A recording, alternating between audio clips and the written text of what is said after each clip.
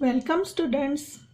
Chapter 5 સાતત્ય અને વિકલનીયતા, continuity and ડિફરન્સિએબિલિટી.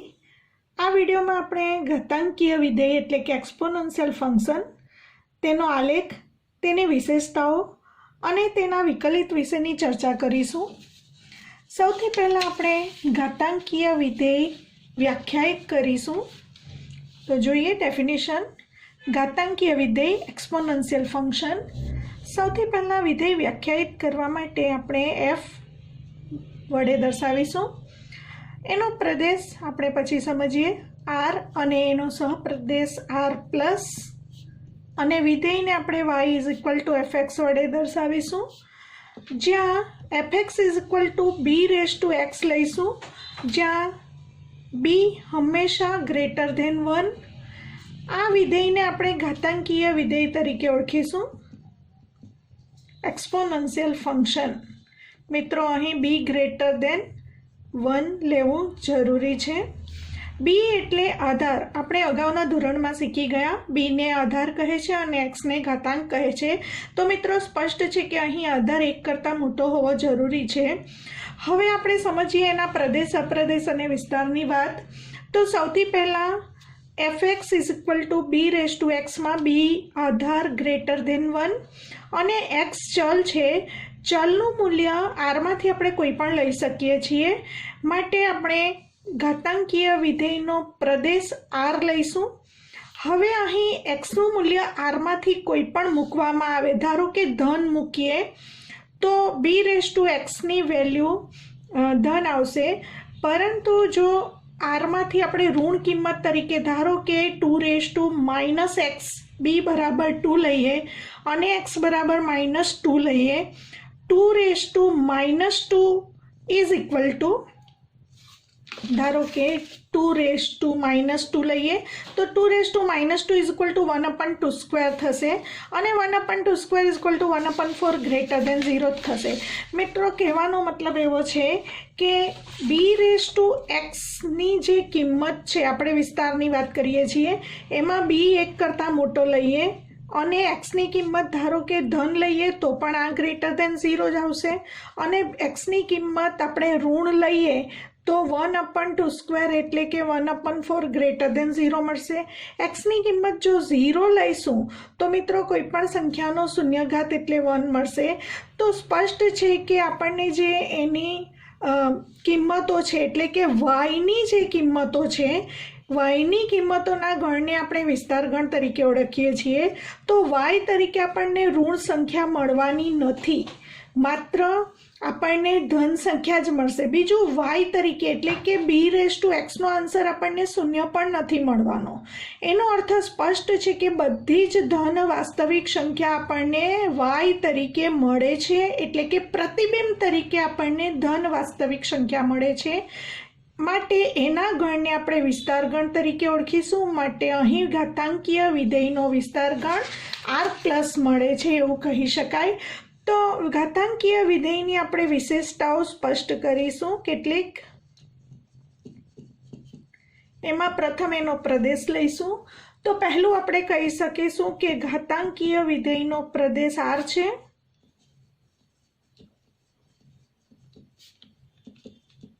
હવે ઘાતાંકીય વિધેયના વિસ્તારની પણ હમણાં ચર્ચા કરી, તો એના ઉપરથી સ્પષ્ટ થયું કે ઘાતાંકીય વિધેયનો વિસ્તાર ગણ r પ્લસ છે. હવે બીજો એક પોઈન્ટ આપણે ગ્રાફ ઉપરથી મેળવીએ. મિત્રો, બીની કિંમત 1 કરતાં મોટી લઈએ અને x બિલોંગ્સ ટુ r લઈને આ b રેઝ ટુ એક્સની કિંમતો દ્વારા આપણે આલેખ જો દોરીએ, ઘાતાંકીય વિધેયનો આલેખ, તો આપણને આ પ્રમાણે આલેખ મળશે. એટલે કે એક્સની કિંમત જેમ જેમ વધતી જશે તેમ તેમ વાયની કિંમત અહીં વધતી જાય છે. બીજું, આપણે એક પરિણામ અહીં તારવી શકીએ. મિત્રો, જો આપણે Y is equal to b raise to એક્સમાં એક્સની કિંમત 0 લઈએ તો b ગ્રેટર ધેન 1 માટે x બરાબર 0 લેતા y બરાબર b રેઝ ટુ 0 મળશે, અને b રેઝ ટુ 0 એટલે કે 1 મળશે. તો જ્યારે x ઇક્વલ ટુ 0 હોય ત્યારે આપણને y = 1 મળે છે। એનો અર્થ સ્પષ્ટ થાય કે 0, 1 બિંદુ ઘાતાંકીય વિધેયના આલેખ ઉપર હોય જ। 0, 1 માંથી આ y બરાબર b⁴x નો આલેખ હંમેશા પસાર થાય એવું આપણે કહી શકીએ। તો 0, 1 બિંદુ હંમેશા ઘાતાંકીય વિધેયના આલેખ ઉપર હોય જ। બિંદુ ઘાતાંકીય વિધેયના આલેખ પર હોય જ એવું આપણે કહી શકીશું। બીજી એક વાત, અહીં b⁴x ને બદલે b બરાબર 10 લઈને આલેખ દર્શાવેલ છે। તો y બરાબર 10⁴x ના આ આલેખ પરથી સ્પષ્ટ કહી શકાય છે કે y બરાબર b⁴x ના આલેખ પરથી જેમ જેમ x વધે છે તેમ તેમ y સ્પષ્ટ રીતે વધે છે, અહીં આલેખ ઉપરથી દેખાય છે। માટે આપણે એવું કહી શકીશું કે આ ઘાતાંકીય વિધેય હંમેશા વધતું વિધેય છે। તો ચોથી વિશેષતા, ઘાતાંકીય વિધેય હંમેશા વધતું વિધેય છે એવું કહી શકીશું। બીજી એક વિશેષતા અહીં આલેખ ઉપરથી સ્પષ્ટ થશે કે જેમ જેમ આ એક્સની કિંમત જેમ જેમ અત્યંત નાની થતી જાય છે, એટલે કે ઋણ તરફ વધે છે, એક્સની કિંમત અત્યંત નાની ને નાની થતી જાય છે, તેમ તેમ આલેખમાં વાયની કિંમત તમને આ રીતે દ્વિતીય ચરણમાં આમ જતી જશે અને ઋણ x અક્ષની અત્યંત નજીક મળશે। એટલે કે આપણે કહી શકીશું કે શૂન્યની ખૂબ જ નજીક મળે છે। એટલે કે આપણે સ્પષ્ટ રીતે તારણ એવું કરી શકીએ કે xના અત્યંત નાના મૂલ્ય માટે yની કિંમત એટલે કે આલેખ શૂન્યની ખૂબ જ નજીક જાય છે, પરંતુ ક્યારેય શૂન્ય થશે નહીં। કહેવાનો અર્થ મિત્રો, અહીં એક્સના અત્યંત નાના મૂલ્ય માટે એટલે ઋણ તરફ જેમ જેમ આગળ વધતા જાઓ એક્સની કિંમત તરીકે, તેમ તેમ વાયની કિંમત આ આલેખ દ્વિતીય ચરણમાં ઋણ x અક્ષની અત્યંત નજીક જશે, પરંતુ ક્યારેય પણ ઋણ x અક્ષને મળશે નહીં। એટલે કે આપણે એવું કહી શકીએ કે આલેખ શૂન્યની ખૂબ જ નજીક હશે, પરંતુ ક્યારેય પણ શૂન્ય થશે નહીં। એટલે આપણે કહી શકીએ કે આલેખ ઋણ x અક્ષને અનુલક્ષે છે એક્સના અત્યંત નાના મૂલ્ય માટે। તો વિશેષતા આ રીતે યાદ રાખીશું, એક્સના અત્યંત નાના મૂલ્ય માટે આલેખ શૂન્યની નજીક જાય છે, એટલે કે ઋણ x અક્ષને અનુલક્ષે છે। દ્વિતીય ચરણમાં હોવાને કારણે આપણે કહી શકીએ કે આલેખ ઋણ x અક્ષને અનુલક્ષે છે, પરંતુ ક્યારેય પણ એને ટચ થશે નહીં। તો મિત્રો, ઘાતાંકીય વિધેયની 5 વિશેષતાઓ આલેખ ઉપરથી સ્પષ્ટ રીતે આપણે સમજ્યા। હવે આપણે બીજા એક ઘાતાંકીય વિધેયની ચર્ચા કરીશું। આપણે 3 પ્રકારના ઘાતાંકીય વિધેયની વાત કરીશું, જેમાં પ્રથમ આપણે વ્યાખ્યા આપી y બરાબર b⁴x ને આપણે ઘાતાંકીય વિધેય તરીકે ઓળખીશું। બીજું, જ્યારે આપણે આધાર તરીકે 10 લઈશું, એટલે કે y બરાબર 10⁻x એ વિધેયને આપણે સામાન્ય ઘાતાંકીય વિધેય તરીકે ઓળખીશું। એટલે આપણે કહી શકીશું 10 આધાર જેનો હોય, 10 આધારવાળા ઘાતાંકીય વિધેયને સામાન્ય ઘાતાંકીય વિધેય કહીશું। સામાન્ય ઘાતાંકીય વિધેયને મિત્રો કોમન એક્સપોનેન્શિયલ ફંક્શન કહીશું ઇંગ્લિશમાં। તો 10 આધારવાળા ઘાતાંકીય વિધેયને આપણે સામાન્ય ઘાતાંકીય વિધેય તરીકે ઓળખીશું। આ માત્ર ઘાતાંકીય વિધેય, આ સામાન્ય ઘાતાંકીય વિધેય કોમન એક્સપોનેન્શિયલ ફંક્શન। અને ત્રીજો એક ઘાતાંકીય વિધેય સમજીશું. એને માટે આપણે ઈની વેલ્યુ સમજ્યા આગળ એ સ્પષ્ટ કરીશું. આપણે મિત્રો અગાઉના ધોરણ 11માં એક શ્રેઢી શીખી ગયા. 1 + 1/1 factorial plus 1/2 factorial plus 1/3 factorial અનંત સુધી ઇન્ફિનિટી. આનું જે મૂલ્ય છે એટલે કે આ શ્રેઢીનું મૂલ્ય છે તે 2 અને 3ની નજીક મળે, 2 અને 3ની વચ્ચે મળે છે અને તેનું મૂલ્ય આપણે તેને ઈ વડે દર્શાવીશું. મિત્રો આ નવી વાત છે, સમજીશું. ઈ એક અસમય સંખ્યા છે અને આ જે શ્રેઢી છે એ શ્રેઢીનું મૂલ્ય 2 અને 3ની વચ્ચે મળે છે, તેને ઈ વડે દર્શાવાય છે. મિત્રો આ ઈ જે છે તે અસમય સંખ્યા છે, એને ઓઇલર નંબર કહેવાશે અને એ ઓઇલર નંબર ઈ એક અસમય સંખ્યા છે વડે દર્શાવાશે અને એનું મૂલ્ય પાઈના મૂલ્યની જેમ આ અસમય સંખ્યાનું મૂલ્ય 2 અને 3ની વચ્ચે 2.718281 અને આગળના અંકો આવશે. આ વડે ડિસાઇડ થયેલું છે, તો આપણે યાદ રાખીશું. મિત્રો આની સાથે બીજી એક શ્રેઢી પણ યાદ રાખીશું જે આપણને કોમ્પિટિટિવ એક્ઝામ માટે આ પરિણામ ખૂબ જરૂરી છે. e⁻x ની વેલ્યુ આ શ્રેઢી પરથી 1 + x/1 factorial plus x²/2 factorial plus x³/3 factorial વડે દર્શાવાશે. તો આ એક પરિણામ જે આપણે યાદ રાખીશું. તો આપણે ઈ એક અસમય સંખ્યા જે છે તેને આપણે જો અહીં આધાર તરીકે લઈએ બીની જગ્યાએ, તો આપણને y=e⁻x એક અલગ ઘાતાંકીય વિધેય મળશે. એને આપણે પ્રાકૃતિક ઘાતાંકીય વિધેય તરીકે ઓળખીશું. તો મિત્રો જ્યારે આપણે f(r to r) પ્લસ y=fx આધાર તરીકે e લઈશું, e એક અસમય સંખ્યા, તો e⁻x જે મળશે એને આપણે પ્રાકૃતિક ઘાતાંકીય વિધેય તરીકે ઓળખીશું. Natural exponential function. તો મિત્રો આપણે 3 પ્રકારના ઘાતાંકીય વિધેય સમજ્યા. f(r to r) પ્લસ y=fx b⁻x, જ્યાં b > 1 એને ઘાતાંકીય વિધેય કહે છે. f(r to r) પ્લસ y=fx 10⁻x, આધાર 10 હોય તેને આપણે સામાન્ય ઘાતાંકીય વિધેય તરીકે ઓળખીશું. અને f(r to r) પ્લસ y=fx e⁻x આધાર તરીકે e હોય એને આપણે પ્રાકૃતિક ઘાતાંકીય વિધેય નેચરલ એક્સપોનેન્શિયલ ફંક્શન તરીકે ઓળખીશું. અને આ પરિણામ ખૂબ અગત્યનું પરિણામ છે જે યાદ રાખીશું. e⁻x 1 + x/1 factorial plus x²/2 factorial plus x³/3 factorial plus dash dash.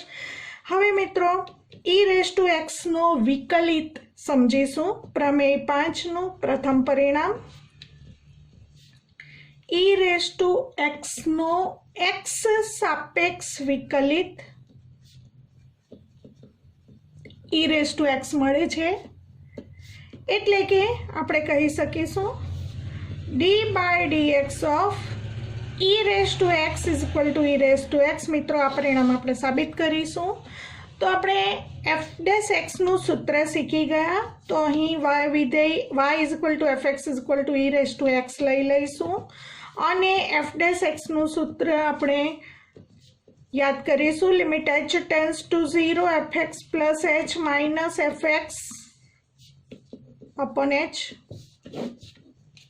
is equal to limit h tends to 0 fx બરાબર e⁻x હોવાથી fx પ્લસ h એટલે જ્યાં x છે ત્યાં x પ્લસ h મૂકતા e⁻x plus h minus fx e⁻x upon h. હવે મિત્રો e⁻x plus h ને આપણે e⁻x ઇન્ટુ e⁻h લખી શકીશું અને બંને પદોમાં e⁻x હોવાથી કોમન લઈ લઈશું.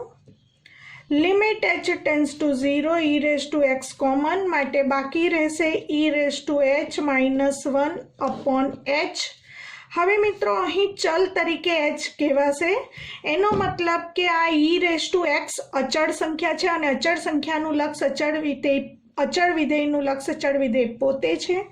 માટે e⁻x ને આપણે લિમિટની બહાર કાઢી શકીએ. અહીં ભૂલ ન થાય મિત્રો, સામાન્ય રીતે આપણે x ને ચલ તરીકે વિચારતા હોઈએ છીએ, પરંતુ અહીં ચલ h છે, માટે x અચળ હોવાથી એને લિમિટની બહાર લખી શકાશે.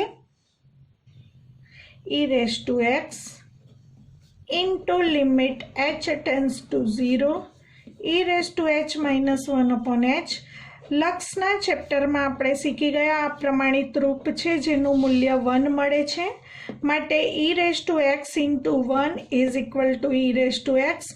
તો મિત્રો આપણે સાબિત કર્યું કે y બરાબર fx બરાબર e⁻x નો x સાપેક્ષ વિકલિત f' is equal to e⁻x મળે છે. મિત્રો આપણે જોયું કે e⁻x નો વિકલિત e⁻x મળે છે. એ જ રીતે આપણે જો a ગ્રેટર દેન 0 હોય તો a⁻x નો x સાપેક્ષ વિકલિત સાબિત કરીશું a⁻x log a base e. તો એ સાબિત કરવા માટે ધારી લઈશું, ધારો કે y is equal to fx is equal two આપણને આપેલ છે a⁻x. હવે મિત્રો જ્યારે આવું ઘાતાંકીય વિધેય આવે ત્યારે સામાન્ય રીતે બંને બાજુ log લઈશું. log y is equal to log a⁻x. તો અહીં ઘાતાંકીય વિધેય આ વિડીયોમાં સમજીએ છીએ. આના પછીના નેક્સ્ટ વિડીયોમાં આપણે લઘુગુણકીય વિધેય વ્યાખ્યાયિત કરીશું, લઘુગુણકના નિયમ જોઈશું. તો અહીં આપણે આ લઘુગુણકના નિયમનો ઉપયોગ કરીશું જે તમે અગાઉના ધોરણમાં પણ શીખ્યા છો. બંને બાજુ log લેતા log y is equal to log a⁻x લખ્યા પછી લઘુગુણકના નિયમ મુજબ x આગળ આવશે, માટે log y is equal to x, આ જે ઘાતમાં x છે એ આગળ આવશે, x log a base e થશે. હવે બંને બાજુ x સાપેક્ષ વિકલન કરીશું.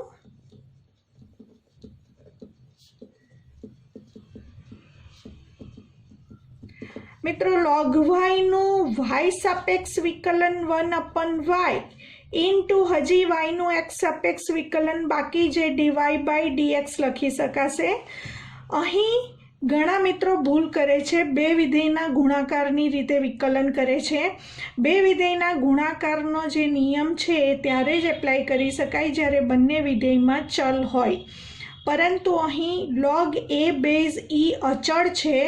અચળનો ચલ સાથે ગુણાકાર હોય ત્યારે અચળ એમ જ રાખીને આપણે ચલ xનું x સાપેક્ષ વિકલન લખવાનું છે જે 1 છે. આપણને ખબર છે d by dx of x is equal to 1.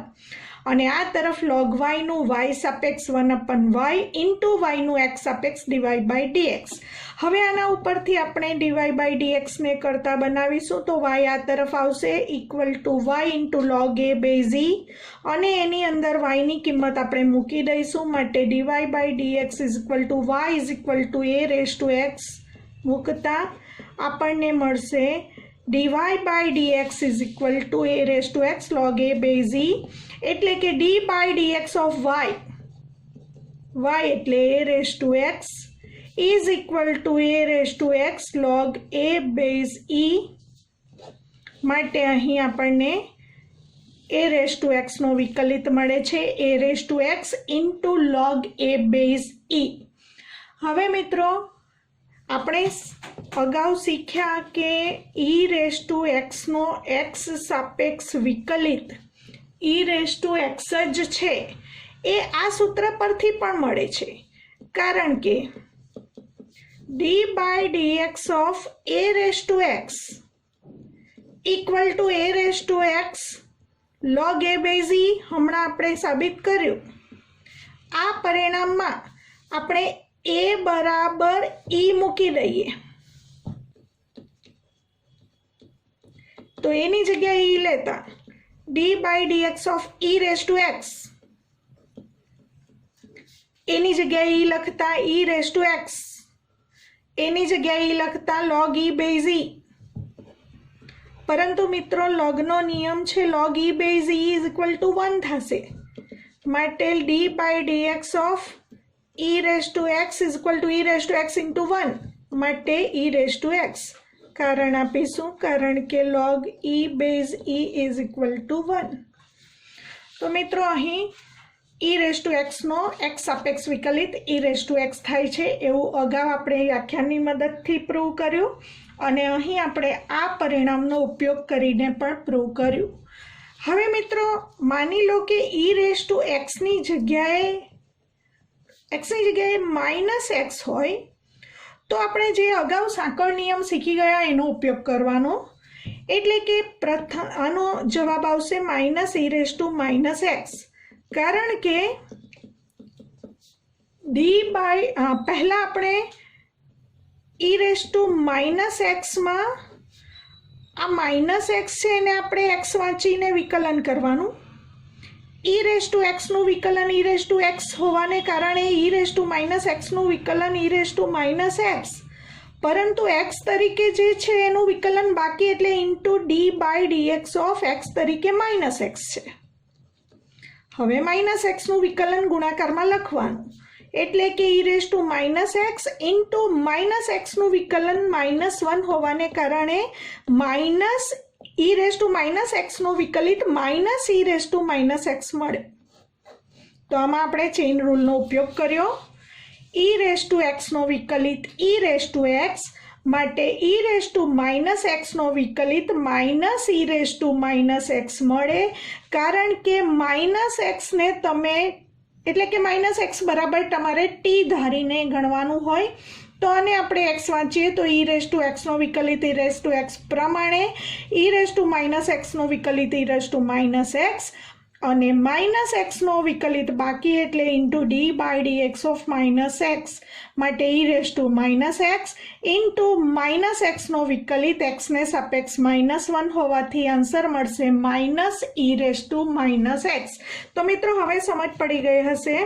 ધારો કે e રેઝ ટુ 2x લઈએ તો આપણે પહેલા ચેઇન રૂલનો ઉપયોગ કરવા માટે 2x જે છે તેને તમારે x વાંચવાનું છે અને હવે આપણે e રેઝ ટુ એક્સનો વિકલિત e રેઝ ટુ એક્સનો ઉપયોગ કરવાનો. e રેઝ ટુ 2xનો વિકલિત e રેઝ ટુ 2x હજી 2xનો બાકી એટલે into D by dx of 2x. હવે e raise to 2x into 2xનો વિકલિતમાં 2 અચળ એમ જ અને એક્સનો વિકલિત 1 હોવાથી આન્સર મળશે 2 into e raise to 2x. એ જ પ્રમાણે મિત્રો હવે ધ્યાન આપજો કારણ કે વિદ્યાર્થી મિત્રો તમારી અહીં ભૂલ થાય છે સમજવામાં. પ્રમાણિત રૂપોને સ્પષ્ટ રીતે સમજી લો તો દાખલામાં ભૂલ ન થાય. માની લો કે આ પ્રમાણે આપેલ છે D by dx of x raise to A. તો અહીં એક્સ રેઝ ટુ એને આપણે કોની સાથે સરખાવી શકીએ? એક્સ રેઝ ટુ એન જેવું સ્વરૂપ હોવાથી એક્સ રેઝ ટુ એનના વિકલિતનું સૂત્રનો ઉપયોગ થાય n into x raise to n -1. તો અહીં એક્સ રેઝ ટુ એનો વિકલિત a into x raise to a -1 થશે. એમાં આ પ્રમાણે યુઝ નહીં થશે કારણ કે બંનેમાં ડિફરન્સ શું છે? અહીં ઘાતાંકમાં ચલ છે જ્યારે અહીં આધારમાં ચલ છે. મિત્રો સમજ પડી ગઈ હશે કે બંનેમાં શું ડિફરન્સ છે. હવે માની લો કે આપણે ઘાતાંકીય વિધેય જેવું જ સ્વરૂપ લઈએ પણ આ રીતે આપ્યું છે ડી બાય ડીએક્સ એટલે એક્સ સાપેક્ષ વિકલિત એ રેઝ ટુ એનો. હવે એ રેઝ ટુ એ તો અચળ સંખ્યા છે અને અચળ વિધેયનો વિકલિત 0 થાય છે તો અહીં આન્સર 0 આવશે. માની લો કે આપણને આપ્યું છે D by dx of x raise to 0. તો હવે એક્સ રેઝ ટુ 0નું પહેલાં સાદું રૂપ આપવાનું. એક્સ રેઝ ટુ 0 એટલે કોઈ પણ સંખ્યાનો 0 ઘાત 1 થાય અને 1 અચળ વિધેય છે. અચળ વિધેયનો વિકલિત 0 થાય છે તો આ રીતે આન્સર મળશે. તો મિત્રો ઘણી વખત પહેલાં સાદું રૂપ આપ્યા પછી વિકલન કરવાનું હોય છે એ ધ્યાનમાં રાખીશું. અને આધારમાં ચલ છે કે ઘાતાંકમાં ચલ છે કે આધાર અને ઘાતાંક બંનેમાં ચલ છે એ નક્કી કર્યા પછી પ્રમાણિત રૂપનો સ્પષ્ટ રીતે ઉપયોગ સમજીને કરવાનો છે, જેથી ભૂલ થવાની શક્યતા ન રહે. મિત્રો, હવે આપણે આધારમાં પણ ચલ x લઈએ અને ઘાતાંકમાં પણ ચલ x લઈએ તો એનો વિકલિત કઈ રીતે મળે તે જોઈશું. ધારી લઈશું, ધારો કે y = x⁴x. હવે આધારમાં પણ ચલ છે અને ઘાતાંકમાં પણ ચલ છે, તો આવું જ્યારે હોય ત્યારે આપણે બંને બાજુ log લઈને ગણીશું. બંને બાજુ log લેતા અને લઘુગુણકના નિયમનો ઉપયોગ કરીશું. log y = log x⁴x. હવે લઘુગુણકના નિયમ મુજબ જે ઘાતમાં હોય તે આગળ આવે, એટલે કે x આગળ આ રીતે આવી જશે, x × log x થઈ જશે. હવે બંને બાજુ x સાપેક્ષ વિકલન કરીશું.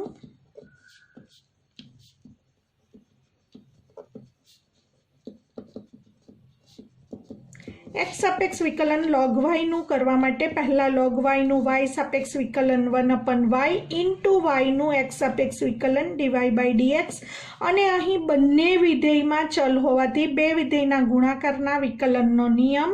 પહેલું વિધેય એમ જ, બીજા વિધેયનો વિકલિત dy/dx of log x plus બીજું વિધેય log x એમ જ ઇન્ટુ dy/dx of પહેલું વિધેય x.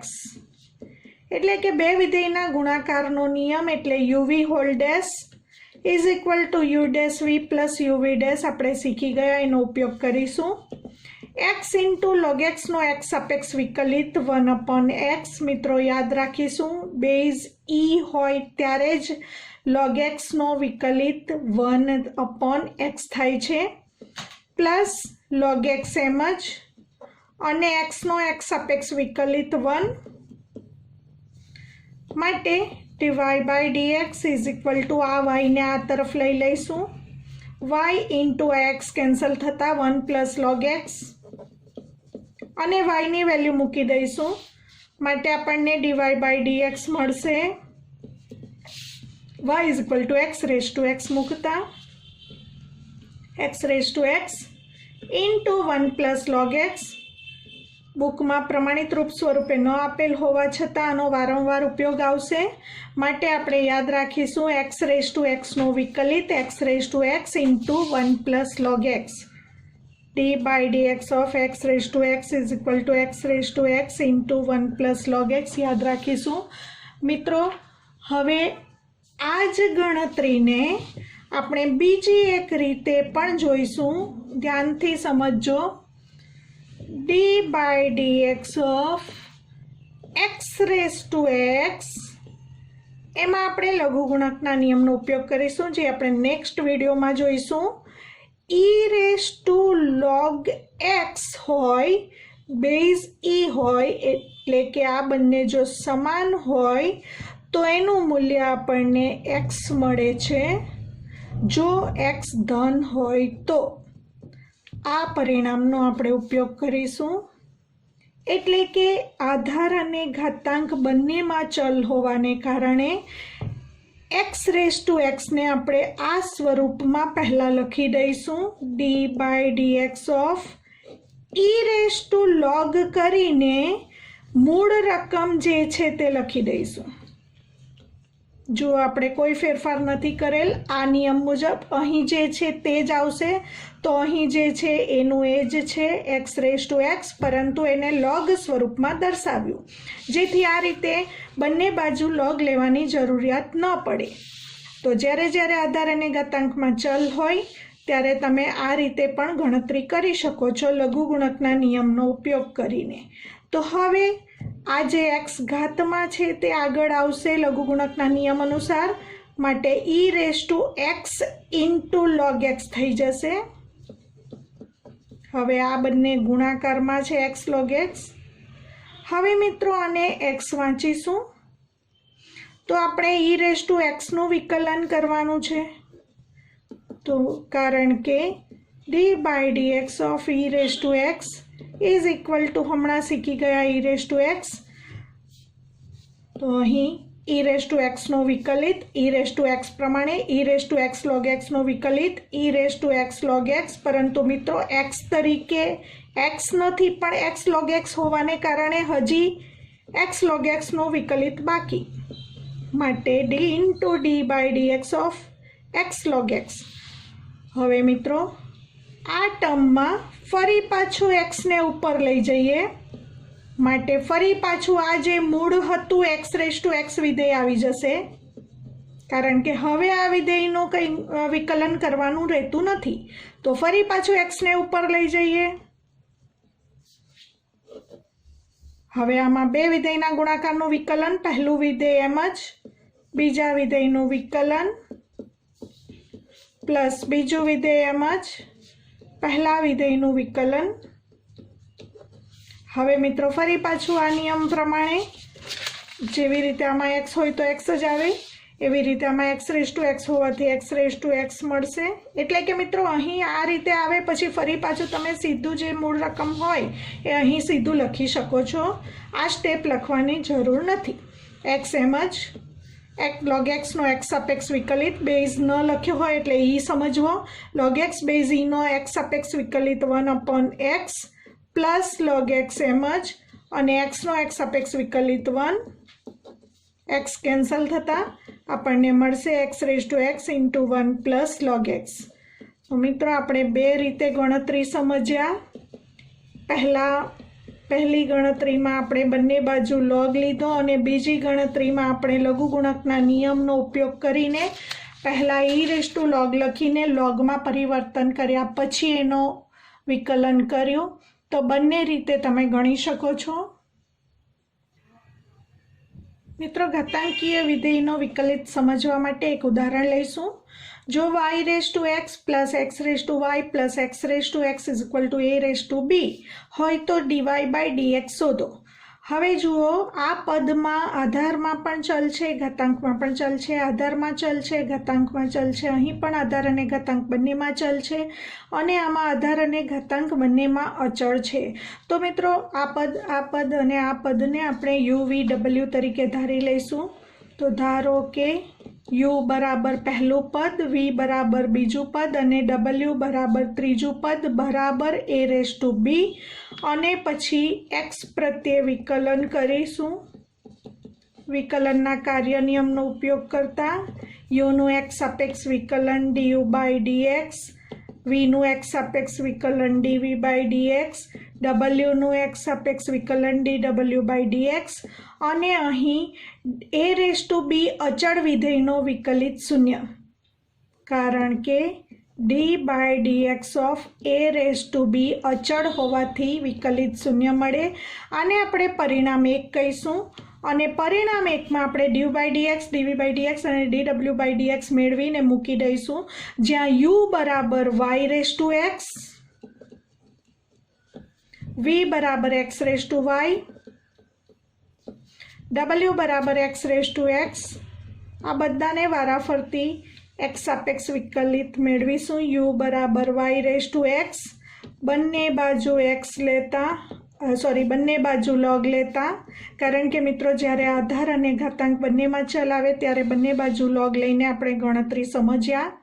બંને બાજુ log લેતા u એટલે log u equal to log y raise to x, x ઘાતાંકમાં હોવાથી આગળ આવશે, log u is equal to x into log y.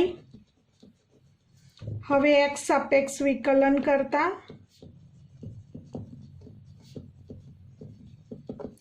log u નું x સાપેક્ષ વિકલન, તો log u નું પહેલા 1/u એ u સાપેક્ષ થયું, હજી u નું x સાપેક્ષ બાકી એટલે ઇન્ટુ du બાય dx, અને આ તરફ બે વિધેય બંનેમાં ચલ છે માટે બે વિધેયના ગુણાકારનો નિયમ. પહેલું વિધેય x એમ જ, બીજા વિધેયનો વિકલિત એટલે કે d by dx of log y plus log y એમ જ into d by dx of x, uv dash, uv whole dash is equal to uv dash plus vu dash નો ઉપયોગ કર્યો, માટે du by dx is equal to u ને આપણે આ તરફ લાવીશું x એમ જ. હવે log y નું x સાપેક્ષ વિકલન કરવા માટે પહેલા log y નું y સાપેક્ષ વિકલન 1/y ઇન્ટુ y નું x સાપેક્ષ એટલે dy by dx plus log y એમ જ d by dx of x એટલે x નો x સાપેક્ષ વિકલિત 1. હવે મિત્રો આપણે dy બાય dx મેળવવા માટે dy બાય dx વાળા પદને કરતા બનાવીશું. du by dx is equal to u નું મૂલ્ય મૂકી દઈશું. u બરાબર y raise to x into x upon y dy by dx plus log y. પરિણામ 1 કહીશું. હવે આપણે v નું બંને બાજુ વિકલન કરતા પહેલા આધાર અને ઘાતાંક બંનેમાં ચલ હોવાથી બંને બાજુ log લઈને ગણતરી કરીશું. બંને બાજુ log લેતા log v equal to log લઈશું એટલે y આગળ આવશે તો તમે સીધું y log x લખી શકો છો, પરંતુ ભૂલ થતી હોય તેમણે સીધું લખવું નહીં. હવે બંને બાજુ x પ્રત્યે વિકલન કરતા d બાય dx ઓફ ડાબી બાજુ equal to d by dx of જમણી બાજુ. log v નું x સાપેક્ષ વિકલન કરવાનું છે મિત્રો, એટલે પહેલા log v નું v સાપેક્ષ 1/v ઇન્ટુ v નું x સાપેક્ષ dv બાય dx. બંનેમાં ચલ છે માટે બે વિધેયના ગુણાકારનો નિયમ y એમ જ બીજા વિધેયનું d by dx plus log x એમ જ into d by dx of y. હવે v ને આગળ લાવીશું, આ તરફ ઉપર આવશે y ઇન્ટુ log x નો x સાપેક્ષ વિકલિત 1/x plus log x into dy by dx. v નું મૂલ્ય મૂકી દઈશું માટે dv by dx is equal to v નું મૂલ્ય છે x raise to y into y by x plus log x into dy by dx. આને કહીશું પરિણામ નંબર 2. ત્રીજું w is equal to x raise to x છે. બંને બાજુ x સાપેક્ષ વિકલન કરીને આપણે અગાઉના પરિણામમાં શીખ્યા, એટલે અહીં હું સીધું વિકલિત લખી દઉં છું dw બાય dx બરાબર x raise to x into 1 plus log x, જે હમણાં જ આપણે અગાઉ મેળવ્યું છે. એ ગણતરી તમારે કરવાની. હવે પરિણામ 1, 2 અને 3નો ઉપયોગ આપણે આ પરિણામમાં કરી દઈશું. du by dx plus dv by dx plus dw by dx is equal to 0. du by dx નો જે આન્સર આવ્યો છે તે લખીશું. પરિણામ 1માં 1, 2, 3ની કિંમત મૂકતા du બાય dx નો જે આન્સર આવ્યો છે તે y raise to x into કૌંસ છોડીને લખીએ, આનો આની સાથે ગુણાકાર આનો આની સાથે ગુણાકાર y raise to x into x by y dy by dx plus y raise to x into log y.